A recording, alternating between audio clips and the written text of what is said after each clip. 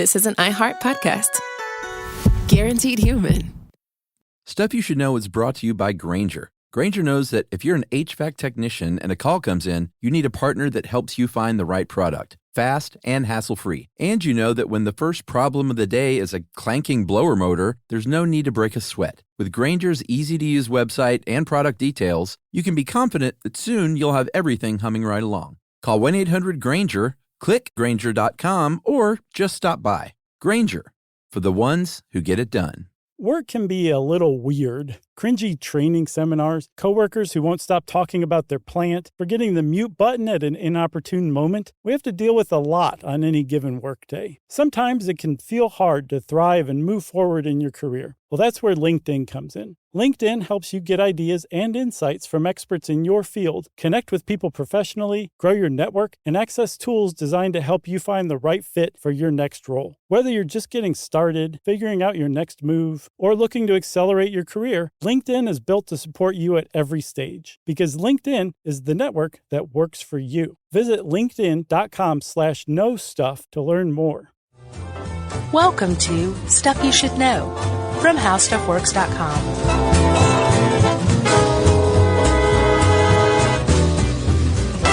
Hey, and welcome to the podcast. I'm Josh Clark with Charles W. Chuck Bryant. And this is Newsflash. Is that The Wire coming through? Yeah. Oh, I'm watching The Wire, by the way. Oh, yeah? The TV show. Yeah. Wasn't it you that recommended that to me? I don't think so. I've only seen like one episode of it. Oh, which is the show that you said started it all? The Shield. Oh. No, Oz. I'm sorry. I like The Shield. Okay. So it was like The Shield would be like, you like the Stones or the Beatles? You like The Wire or The Shield? Way before this was Oz. I thought The Wire was before Oz. Oz was before The Wire. Oh, yeah. By like a decade. I'm digging The Wire. Yeah, I've heard nothing but good things. The one I think it was like Deadwood. I saw an episode of it. I was like, I don't have room in my life for this right now. Deadwood is so great. Yeah, I'm sure. Yeah. But yeah, I was just like, I can't commit to this. The Wire's a slow burn. It's like, that was before they were trying to like blow you out of the water every week with some like amazing final scenes. Right. It's almost documentary-esque. Oh, nice. Yeah, it's really good. Yeah, I guess I kind of picked up on that. Although the episode I saw was exciting. Well, now I gotta watch Oz too. Yeah, you do. I was all pissed off. I thought I was gonna impress you and you'd be like, your homework is done. Yeah, no. No. You have a lot to do, Chuck. All right. With Oz. I think there's at least like 3 or 4 seasons. Well, that's an odd start to this episode. It is, because in this episode, oh, Jerry's here, by the way. In this episode, we're talking about your body. Yes. Which I guess the human body was on display to some degree and in different ways in Oz. But that's not what we're talking about really in this. We're talking about how, like you sitting there, you probably feel pretty good right now. You maybe showered. You just got a haircut recently. Your no hair shower. smells like, yes, haircut. Your hair smells like pencil shavings. Yeah. And let's see, what else? Did you know that like a haircut to Yumi smells like a recently sharpened pencil? I did not know that. Isn't that weird? Every haircut? Yeah. Weird. Like a haircut. Does like cutting the grass smell like butter pecan ice cream? Smells like almonds. And then she has a seizure. Interesting. Well, I hope she's okay. Yeah, she's fine. All right. She just smells pencil shavings with haircuts. But you're feeling pretty good. Back to my little intro. And by you, I'm talking to everybody out there. What you don't realize is this. You're disgusting. You're a disgusting bag of nastiness, basically. Wow. If you really want to get down on a granular, cellular, even just internal level. Yeah. You're gross. Thank you. Yeah. So, I'm gross too. Okay. I'm not sitting in judgment. Like I have all of these things as well, most likely. I was about to say, so are you. Well, yeah. I mean, it's not like I lack perspective. I just, yeah. It's when you say you, it's like a Jay McNerney novel, you know? It's like puts you in like the first person of the action. So all of a sudden you're the one who has a coke problem and it's like 4 a.m. on a Tuesday in Manhattan and you have to go to work in 2 hours. You know, it has more impact when you're saying that. Yeah, I'm gonna nod and act like I know what that reference was. It's a Bright Lights, Big City reference. Oh, okay. Surely you've read that. I never read that. Well, you haven't read that? No, is it awesome? Yeah, it was good. Okay. It was good. It was in that, Saw the movie. It's in that whole Bret Easton Ellis vein. Sure. Like, partying too much. Less Than Zero kind of thing. Yeah, I read American Psycho and Less Than Zero. Okay. Yeah. Yeah. Well, this is one of his contemporaries who's still around. Jay McNerney or Jay McKierney? Something like that. They both like their drugs and loud music and dancing. And Michael J. Fox is in the movie. Uh-huh. Bright Lights, Big City. Anyway, it's a good book, but it's all in like that first person. Or is that second person? Yeah, second person familiar. Anyway, you're gross. Let's get to why, Chuck. Okay. So we're going to talk about some of the gross things going on inside the body, and I think this article had 10, but since we've covered bacteria and poop so thoroughly. Plus, it's a long-standing stuff you should know tradition to never do all 10 of any 10 list. Agreed. Yeah. And we should also say it's arbitrary that all lists on How Stuff Works end in 10. I think it's a nice round number. Yeah. All right, so I guess we'll start with eyelash mites. Which I didn't know about until now, did you? No, I didn't either. Mites are little arthropods. They're in the same family as ticks. Mm-hmm. And they, if you are generally an older person, are living on your eyelashes. Yeah, and not just your eyelashes. There's actually two types of what are called dermodex mites. Yeah. Or demodex, I'm sorry. Demo is it's basically Latin for lard. Yeah. And dex is a boring insect. So it's a fat boring insect, a demodex mite. Yeah. And you have two kinds, ones that live in your hair follicles and one that live in your pores, basically, from what I understand. Yeah, dogs, there's another kind for dogs too, I think. Well, there's like tens of thousands of types of demodex mites, but there's only two that live on humans. Okay. And they live on our faces. Yeah, and like I said, more likely if you're older, because as you age, you produce more oils, like sebum. Kids don't produce a lot of sebum, so you're probably not going to have a child with eyelash mites. Right. And if you do, then social services is probably going to come after you. Right. Although they won't be able to tell because these things are very tiny. Like they apparently move around at night. There's a really good, very exhaustive article on demodex mites by science writer Ed Yong. Are you familiar with him? The youngster? Yeah. Yeah. Dude, speaking of stirs, you know Ed, the Grabster, Ed Grabanowski, who writes some of the best articles that have formed the basis for some of the best episodes of Stuff You Should Know. He finally came out and claimed his birthright on Twitter. I saw that. He said, "I am the Grabster. I'm coming out and saying hi," and he did. And I had never seen his face before. I had once because he commented on some other. Oh yeah. Or like a Dungeons and Dragons forum or something like that. I came across a comment and it was pretty much the same picture. Yeah, it's definitely kind of weird because, I mean, if anyone, the Grabster is almost like the fourth Stuff You Should Know team member, you know? Yeah. Like we probably covered more of his articles than anyone else. I would guess so. So welcome, Ed. Anyway, yeah. So into the world. Ed Yong had a good one on demodex mites on Discover Magazine's blog. It's basically everything you could ever want to know about them. And I think that's even the title of it, too. Oh, really? Yeah. Well, they, like you said, they move around at night because they don't like light, at a very slow pace, 8 to 16 millimeters per hour. And you can't see them. Like no. They're microscopic. They're below the threshold of human sight. Yeah. And while it might sound gross for your grandparents to have mites in their eyelashes, there's really no trouble with them. They're not going to cause you any pain or suffering, generally. Yeah, they think it's possible that one of the two varieties are responsible for rosacea. Yeah. And but who doesn't have that in their 60s? Right.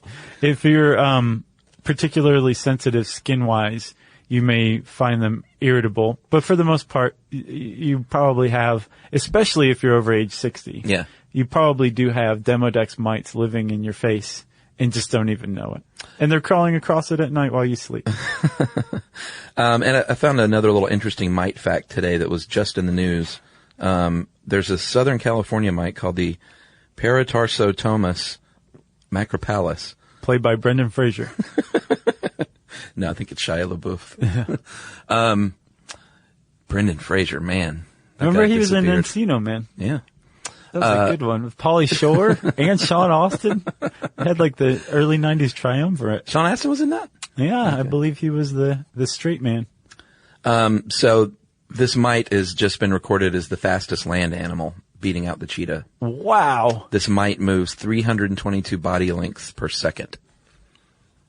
So obviously it's tiny, but that's super fast because the cheetah only moves 16 body lengths per second.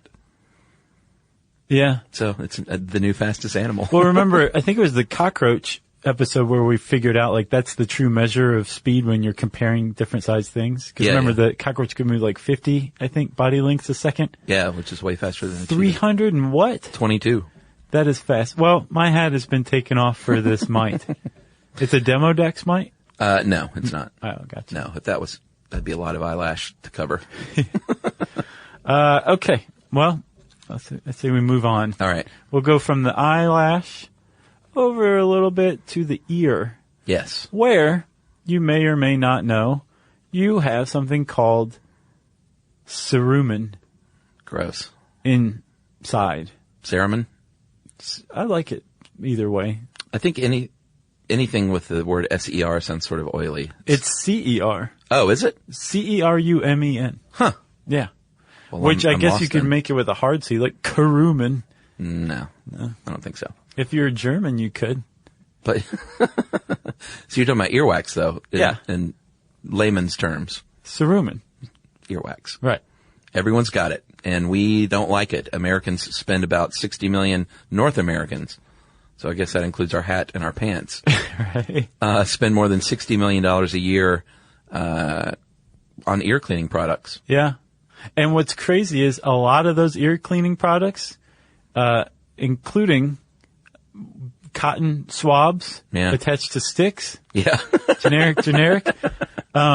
Those actually supposedly are detrimental to or counterproductive. Yeah. To cleaning earwax out because your earwax is produced in the outer third of your ear. Uh-huh. When you use a cotton tip or anything. Cotton swab. Yeah. Yeah. Or anything, even your finger, and you push it into your ear canal. Yeah. You're not removing earwax, you're pushing it further in.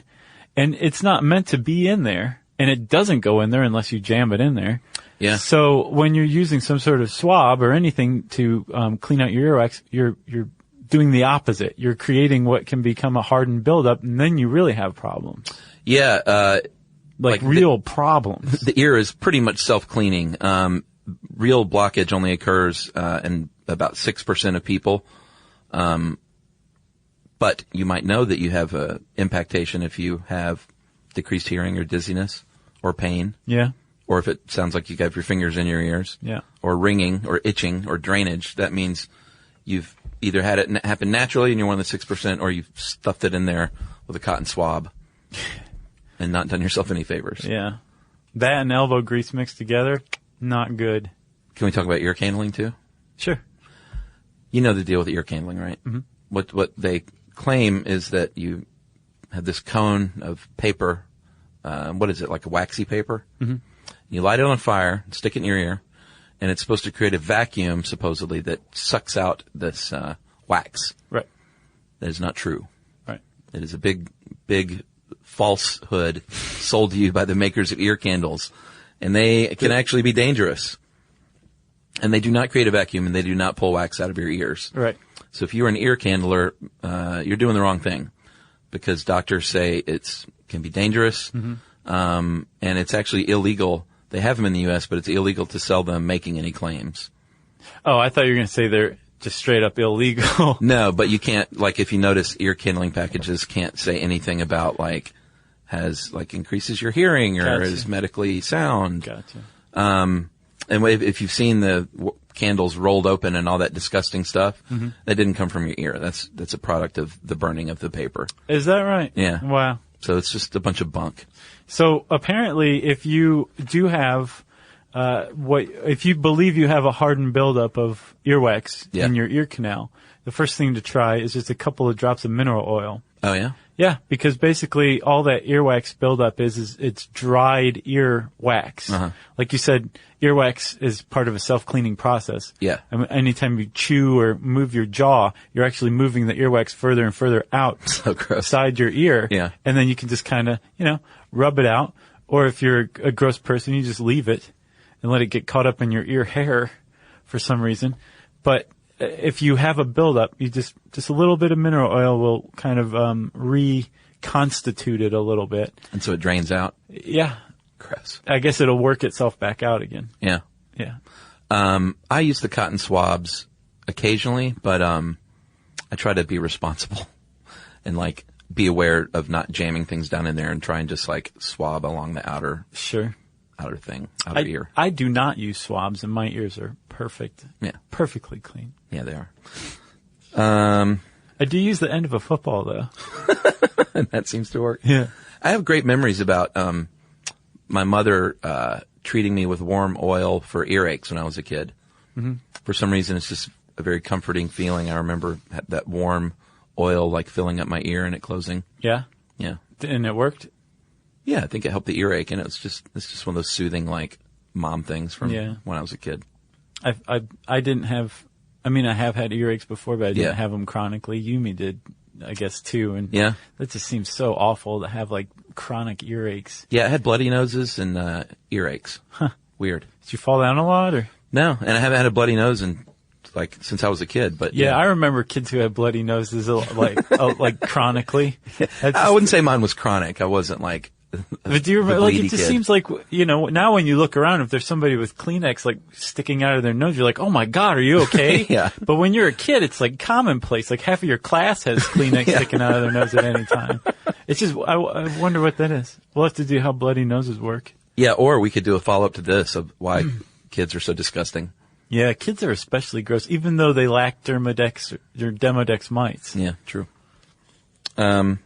All right, you ready for another one? Yeah, this one's so gross.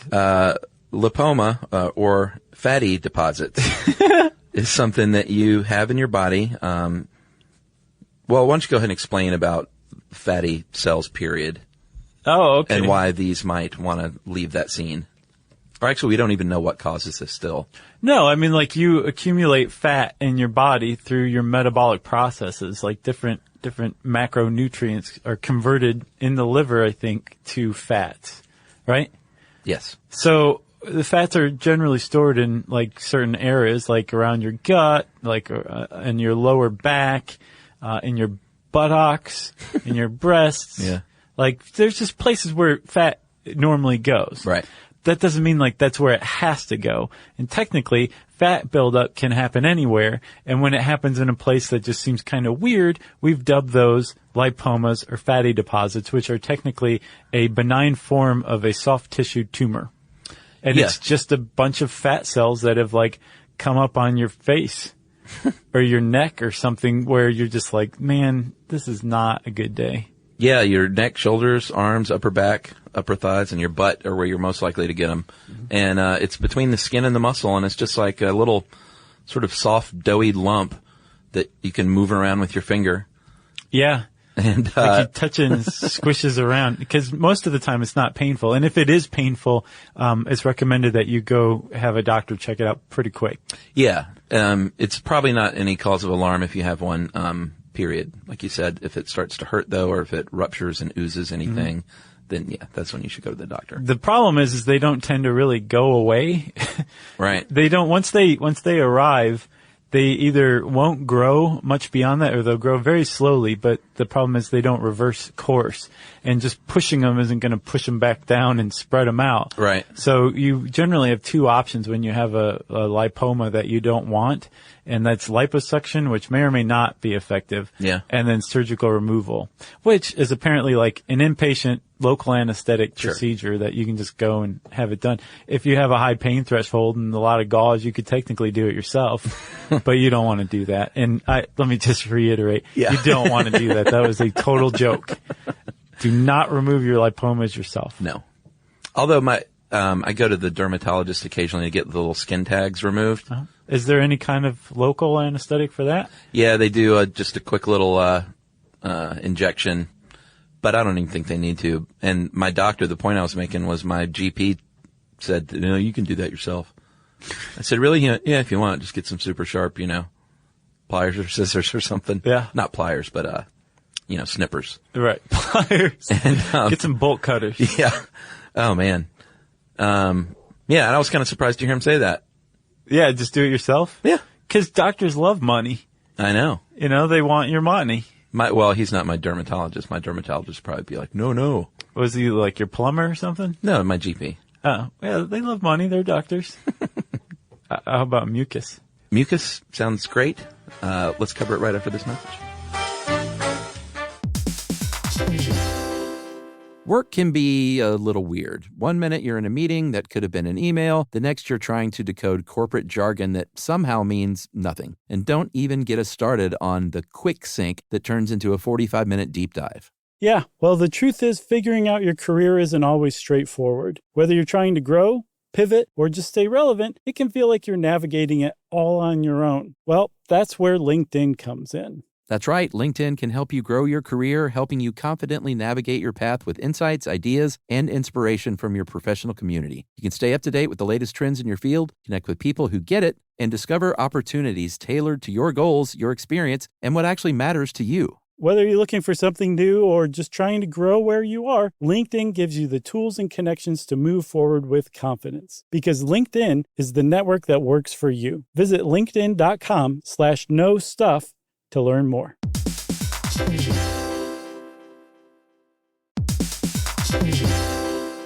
Hey everybody, I want to talk to you a little bit about Tide Evo because it represents over 10 years of innovation and product development. Tide Evo is a first-of-its-kind technology where tens of thousands of minuscule fibers are spun together to form a 6 times powerful layer packed with scrubbers, brighteners, pre-treaters, and fresheners. And that's going to deliver a breakthrough clean that's so powerful, it feels like magic. Yeah, it is kind of like magic. Tide Evo is revolutionary. A 100% concentrated, waterless laundry tile that's made of compressed microfiber soap layers rather than liquid or powder. And it's not like pods or sheets because it uses 6 layers of detergent fibers to deliver superior cold water cleaning without plastic packaging of any kind. And it provides a mess-free, lightweight solution that dissolves lickety-split. So whenever you run into a laundry challenge, turn to Tide Evo. It's revolutionary. It's magic. Try new Tide Evo. Real laundry magic.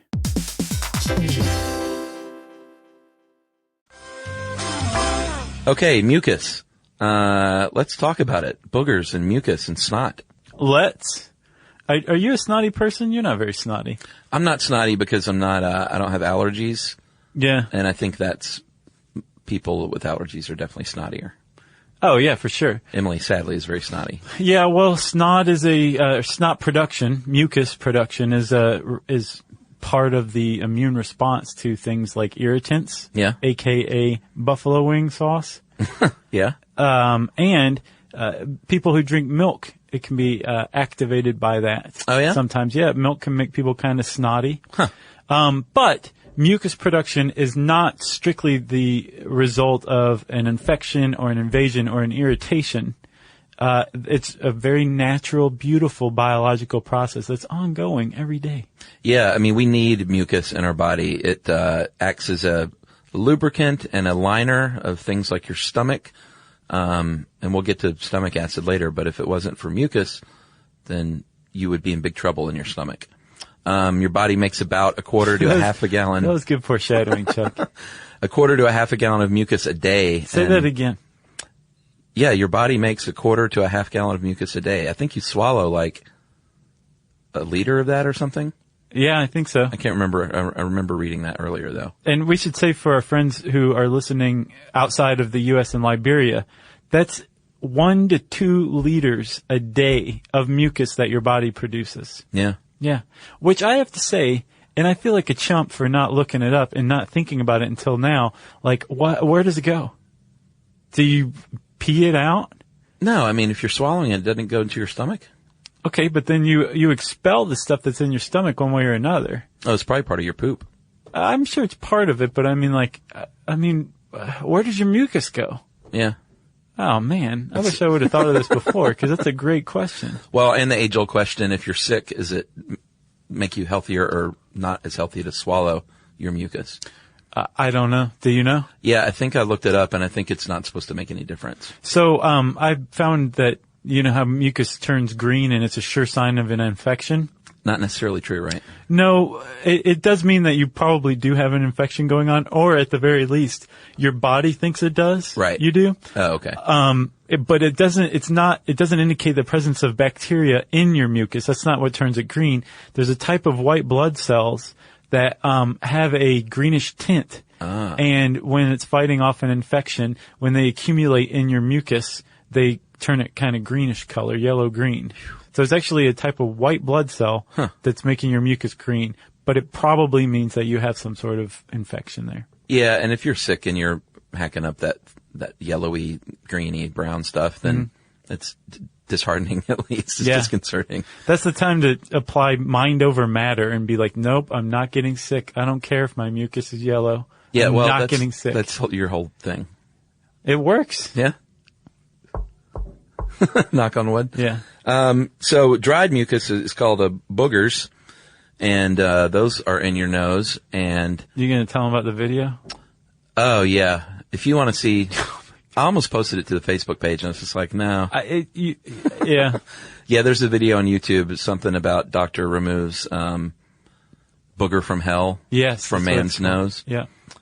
And it's about I'm not 30 seconds of your life. I'm not recommending you watch it. That you'll never forget. I can say this. I was not prepared for how large what came out of that man's nose was. No.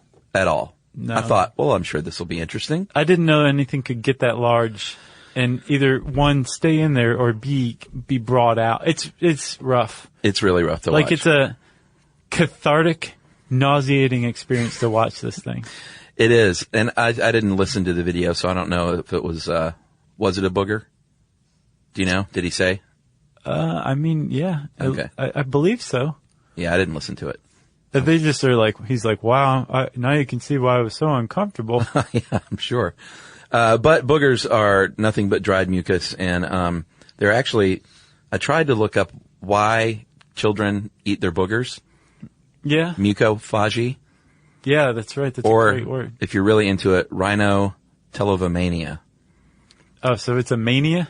Well, I guess it can be. And I think they found people with obsessive compulsive people pick their nose more, which sort of makes sense. Oh. But why do kids eat their boogers? I couldn't come up with a definitive answer other than they think it's like our natural instinct because it may make you healthier, and that eating your boogers could be like a injection of immunity for your immune system because of the bacteria and stuff. I don't think little kids are smart enough to think this. Well, no, that's what I'm saying. They're not smart enough, but it's their instinct to do so. And it is all people's instinct, if you believe, to eat boogers. If you believe some people, to eat your own boogers.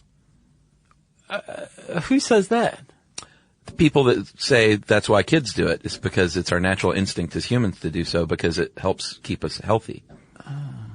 Yeah, hey, it's new research. I'm not making this stuff up. I gotta check that out.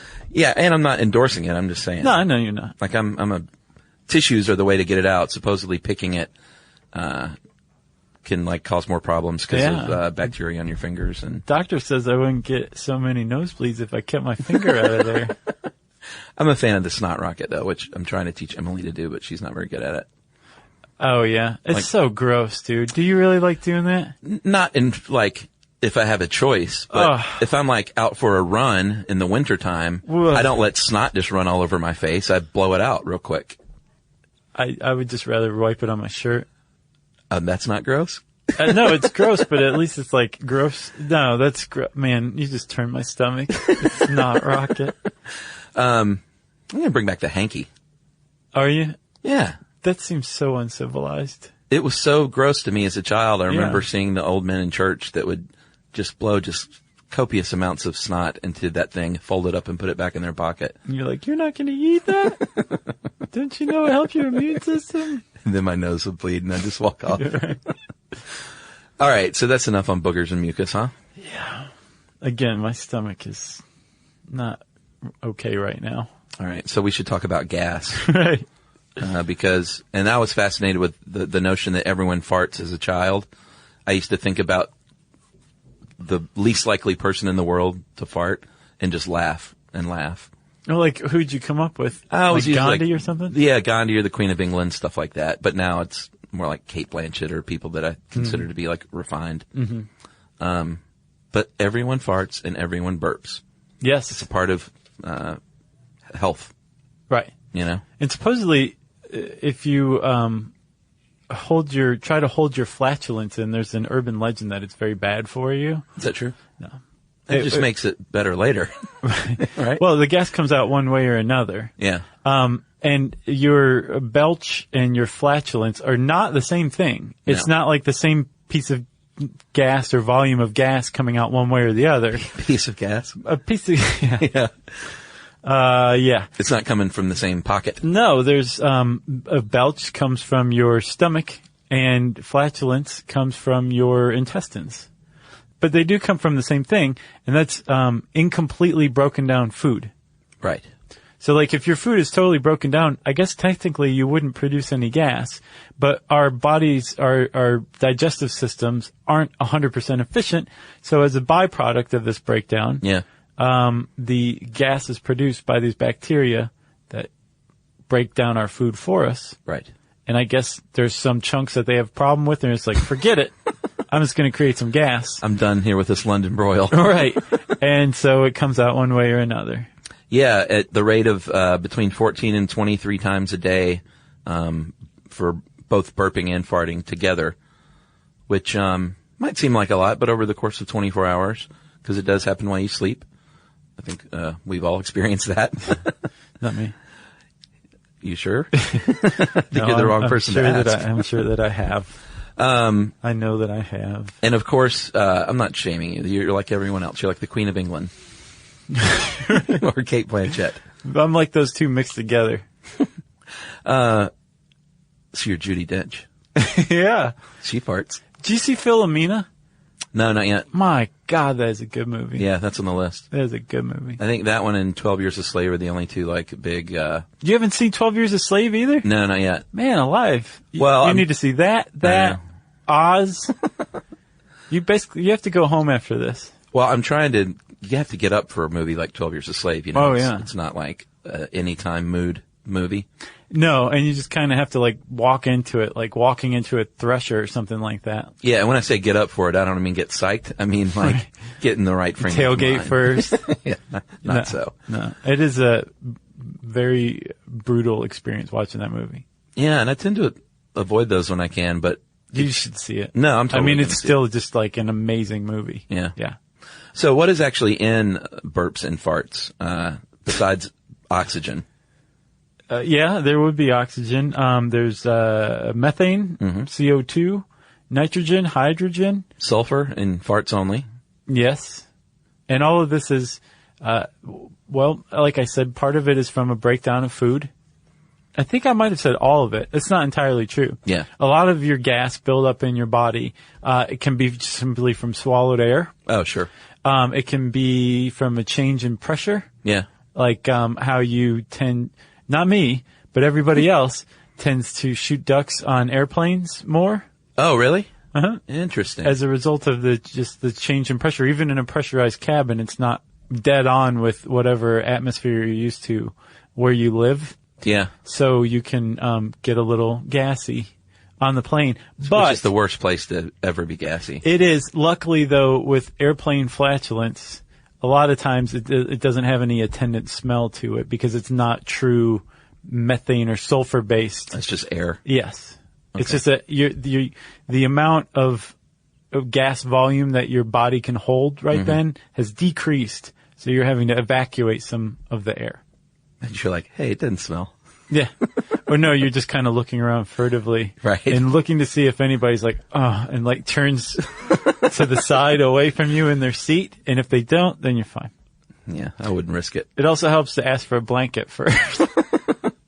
And yeah, you can make yourself burp too. I guess that makes sense about the swallowing air. Right, yeah. Like, that's a big discovery as a young boy when you can master that technique. Right. And because there's methane in your farts, they are flammable. And I would not recommend you do this, but think if you're a college age boy, you've probably tried to light your farts. His dad is not a lawyer. Yeah. Yeah, I mean, it can be great fun, but it's also dangerous. Have you done that, Chuck? Well, sure. Not in the past, 20 years, but yeah. And I think Some of the times it's just to prove to other people that, like, no, that's an urban legend. It's a scientific fact. Yeah, Watch. Exactly. Well, it is. Yeah, I'm sure YouTube is loaded with videos of that. Yeah, you see, you don't even have to do it yourself. Right. If you're interested, you can look it up. And I recommend that we move on to the next thing. But first, Chuck, before we get into it, how about a message break, huh? Yes. Work can be a little weird. One minute you're in a meeting that could have been an email. The next you're trying to decode corporate jargon that somehow means nothing. And don't even get us started on the quick sync that turns into a 45-minute deep dive. Yeah, well, the truth is figuring out your career isn't always straightforward. Whether you're trying to grow, pivot, or just stay relevant, it can feel like you're navigating it all on your own. Well, that's where LinkedIn comes in. That's right. LinkedIn can help you grow your career, helping you confidently navigate your path with insights, ideas, and inspiration from your professional community. You can stay up to date with the latest trends in your field, connect with people who get it, and discover opportunities tailored to your goals, your experience, and what actually matters to you. Whether you're looking for something new or just trying to grow where you are, LinkedIn gives you the tools and connections to move forward with confidence. Because LinkedIn is the network that works for you. Visit linkedin.com/knowstuff to learn more.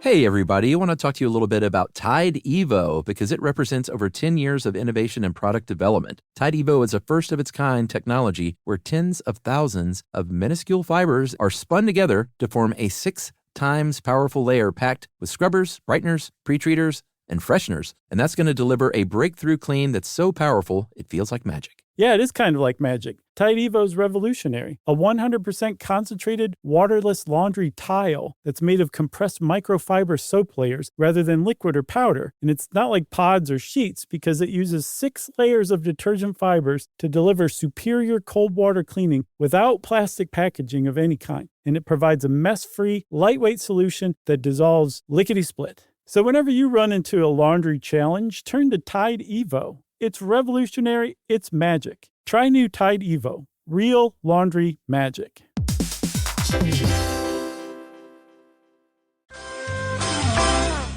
All right, so we have a few more here. Vomiting? Yeah, the word vomit has always been in my top 5, like, most hated words. Oh, yeah. I mean, it seems to really kind of capture what the process, the feeling, the end product. Yeah. Vomit. Yeah. Yeah. It's gross. It is. But, I mean, it's a natural fact of life. It's in you now. Potentially, whatever your stomach contents are could turn into vomit. So it's not necessarily. Is it only vomit like, when it's expelled? I believe so, okay, yeah. Good. Because you're expelling like bile, gastric juices, saliva, food, liquids, whatever. Yeah. And all of those things were once just a happy part of your stomach contents, and now they're not. So therefore, they have, by definition, become vomit. Right. And your stomach, the average stomach holds about 3/4 of a gallon of whatever you've ingested, food and beverage. Right. And it is possible, it's super rare, but if you've ever said, I feel like I'm going to burst, you can eat and drink so much that your stomach will rupture. But it's really rare because what happens is your body's gag reflex takes over and you vomit if you get too full. Like if you've watched we did a show on eating competitions. Yeah, we did. Like 80 years ago. Yeah, it was a good one though. And sometimes those guys just spontaneously, puke. Yeah, they're called gurgitators. Yeah. Which is the opposite of regurgitating. But right. If they regurgitate, they have to swallow it back down or else that doesn't get counted. God. If I remember correctly. So gross. But luckily you have that gag reflex. But there have been a couple of documented cases. There was one in Japan in 2003 where a man was found dead in a public restroom and they found that his stomach had ruptured in 2 places. Plus that movie 7. Oh, yeah. Yeah. It is true. He was force-fed to the until point his where he stomach died. ruptured. Now, if you don't vomit, there is another like plan C that your body has where the lining of your stomach starts to just kind of leak contents out into the rest of your body, which is really bad. Yeah. But it's not at least a full-on rupture. What you are designed to do, if you believe in intelligent design, I guess, or what you will do. Yeah. But I just walked into a minefield right then, didn't I? Yeah. Is to vomit up your stomach contents as a result of your chemoreceptor trigger zone being stimulated. And there's a bunch of ways that can be stimulated. Yeah. This little part of your brain, it's also called the area postrema. So that's what triggers the vomiting mechanism? That's the vomiting center of your brain. Yeah. And it is... its function? Yes, its function is... It receives signals from your vagus nerve, which is attached to your gag reflex. Yeah. From your nervous system. So when you're in chemotherapy, this thing kind of triggers your vomit reflex. Right. From your stomach, your gut. Yeah. There's like 4 or 5 different places in your body. Your inner ear is one. Right. That can send chemical messages to your chemoreceptor trigger zone to say, hey, we need to vomit here. Because this guy's either going to, like, this guy just ate poop. And as we know, you're not supposed to do that, so we need to get it out of him. There's something wrong with this guy. Yeah. So let's just go around him and get that poop out by making him vomit. So what happens is the CTZ, the chemoreceptor trigger zone, is stimulated one way or another. Right. So you start to salivate a little more. Your breathing increases. Yeah, that salivation. That's a dead giveaway. Yeah. You start to get real queasy. Yep. And you're like, pull the car over. Yep. You start heaving or retching, right? That's going to take place before you actually vomit. It's almost like your diaphragm's like getting ready. Like, yeah. Hip, Right. You know? Like Jack LaLanne or something. Right. Well, it's sort of a violent action, you know? Yes. The pyloric sphincter, which guards the lower end of the stomach, it becomes relaxed and the pressure in the abdomen rises. So the pressure in your chest or thorax is lowered. Okay. Which is basically what happens is the pressure below increases while the pressure above decreases. So it's like, whoop. Yeah. So what was once below can come back up, right? And the sympathetic nervous system is activated, leading you to start sweating. Yeah. And all of a sudden, you just vomit. It's like a contraction. Wow. It's not pleasant. No, it's not. And while the end result, like if you have a stomach flu or if you're just nauseous, could cause some relief, I don't know many people that, look forward to the experience. No. You know? No. That is not something you ever want to do. No matter, even if you know, like it's going to bring you relief, you still don't want to throw up. Yeah. You know, and you'll put it off and put it off. Because it's just the worst thing in the world.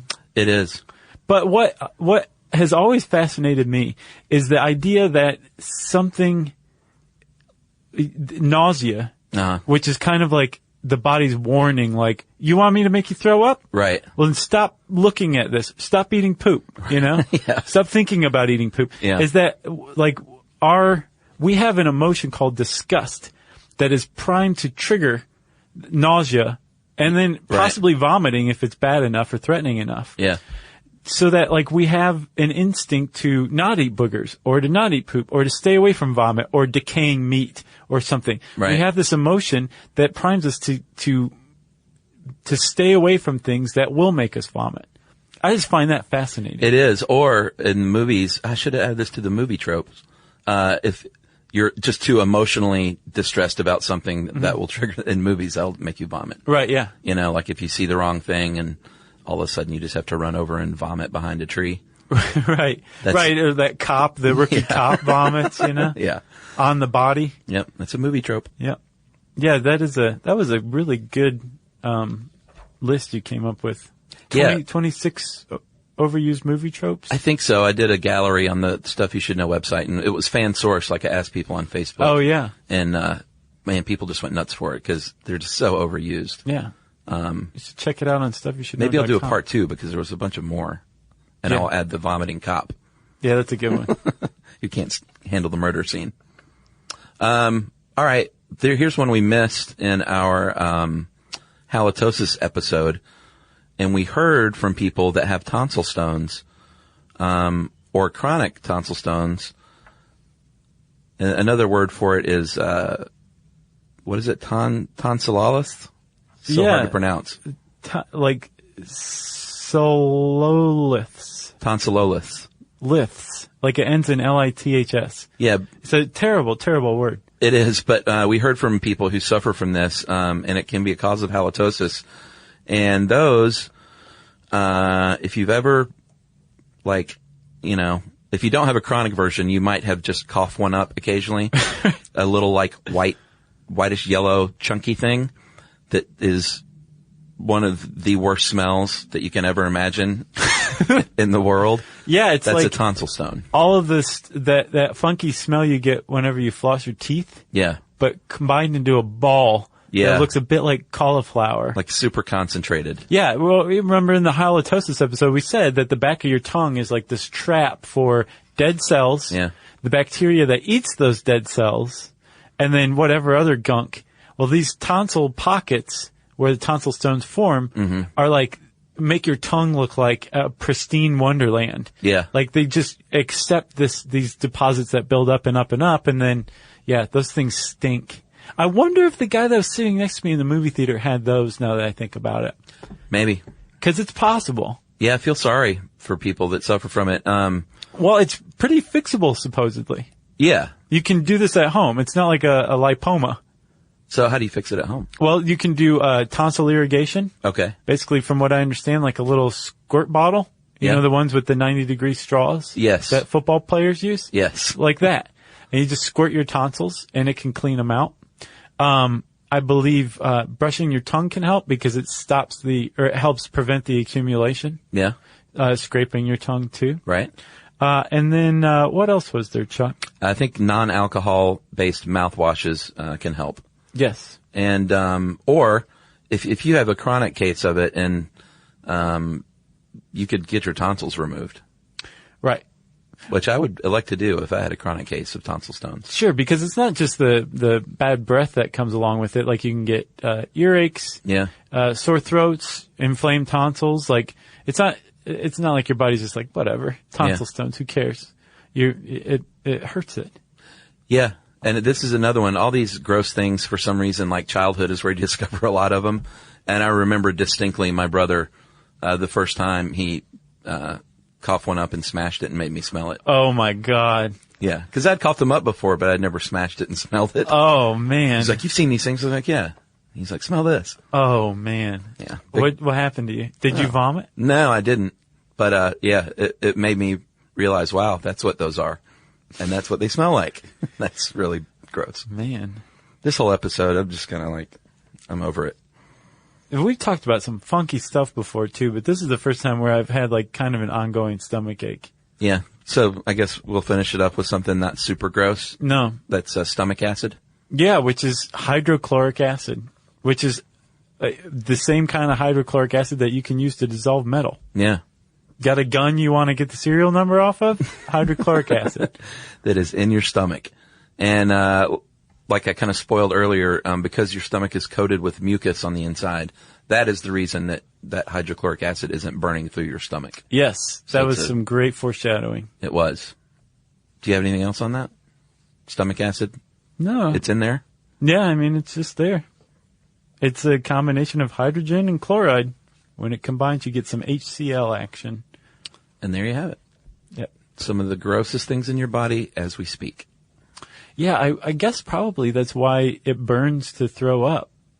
Because you have a tremendous amount of mucus lining your stomach to keep it from dissolving, and you have some along your throat and airways and your esophagus, but not as much. So I'll bet that's why bile burns. Yeah, and I know if your stomach bile. If you suffer from bulimia, that acid you can end up having like bad teeth because of it, because you're just wearing them down. Yeah, wearing down the enamel from the inside out, and supposedly the stomach rupturing is more common if you suffer from bulimia because you may have a bad gag reflex as a result. Oh wow! So it may not react when it should if you're overeating. Gotcha. Yeah, man, lots of stuff going on in the body, huh? I said it before and I'll say it again. You're gross. Yeah, thank God we're wrapped in skin and hair. Yeah, because that's lovely stuff all the time anyway. Yes, it is. If you want to learn more about 10 gross things in your body, we didn't cover 2 of them. So there's 2 more for you to check out at least. You can type gross body into the search bar at howstuffworks.com. And be sure to check out Chuck's movie tropes gallery too at stuffyoushouldknow.com. And since I just plugged 2 sites in one, you know it's time for listener mail. I'm going to call this High Five from a Feminist. Nice. Hey guys, my name is Wendy. I'm the editor for the feminist website Good Good Girl. I just wanted to drop you a line and say how much I enjoyed the podcast on burlesque. To be honest, I'm not the biggest fan of neo-burlesque. Not for any feminist reason, it's just not my bag. But I was surprised how enthralled I was with its history. More than your background, the part of the podcast that really stood out was how well you two handled the 2 feminist perspectives that surround it. I thought you did a really banging job of presenting the argument, framing each side, but respectfully acknowledging that as men, it's probably not your place to make a definitive statement on it. Feminism and gender are tricky subjects, but they're also so interesting and exciting to talk about because I'm always sad. And I'm always sad when guys feel like they can't take part. I think a lot of dudes feel it's not their place to comment, but you just showed that anyone is welcome in a talk about women's rights. It just needs to be approached with a bit of tact. So great job. I love the show. It's one of the highlights of my week. My friends are always joking that I start every second sentence with talking about blank. Did you know? Don't worry. I always make sure to check you guys as my source. That is from Wendy Seifert, and she is the editor of Good Good Girl, which you can find at goodgoodgirl.com. Nice. For all your feminist needs. Nice. I highly recommend it.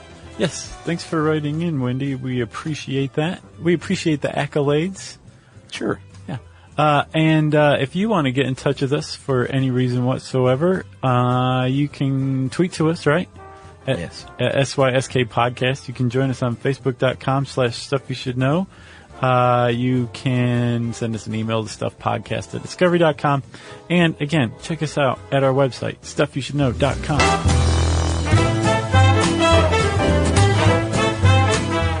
For more on this and thousands of other topics, visit howstuffworks.com.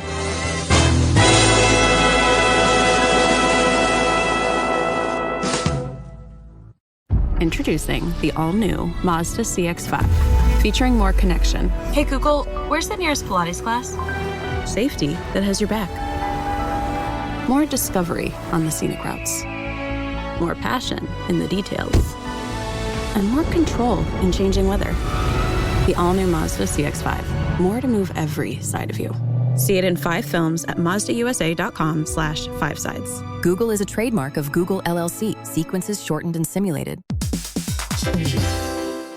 Hey everybody, here's a fact for you. In the United States, there is a break-in every 26 seconds, and that means that somewhere right now, an intruder is getting closer. And the problem with most security systems is that they only alert you after the break-in has started, and that's too late. Well, that's what makes SimpliSafe different. They use alerts. SimpliSafe's US-based live agents, they identify threats on your property and help deter them before they actually break in. So the intruder never gets into your house. The crime is stopped before it even starts. That's right. And another great thing about SimpliSafe is they have no long-term contracts. They give you peace of mind and great value with their monitoring deterrence plans because they just start at about $1 a day. Yeah, SimpliSafe sent us a setup years back, and I still use mine every day. Yeah, and apparently setup, you can do it by yourself in under 30 minutes, so it's a really good value and it doesn't take long. So if you want to experience the SimpliSafe peace of mind, you can take advantage of the SimpliSafe discount offered to Stuff You Should Know listeners. Right now, you can get 50% off your new system by visiting simplysafe.com/stuff. That's half off at simplysafe.com/stuff. There's no safe like SimpliSafe.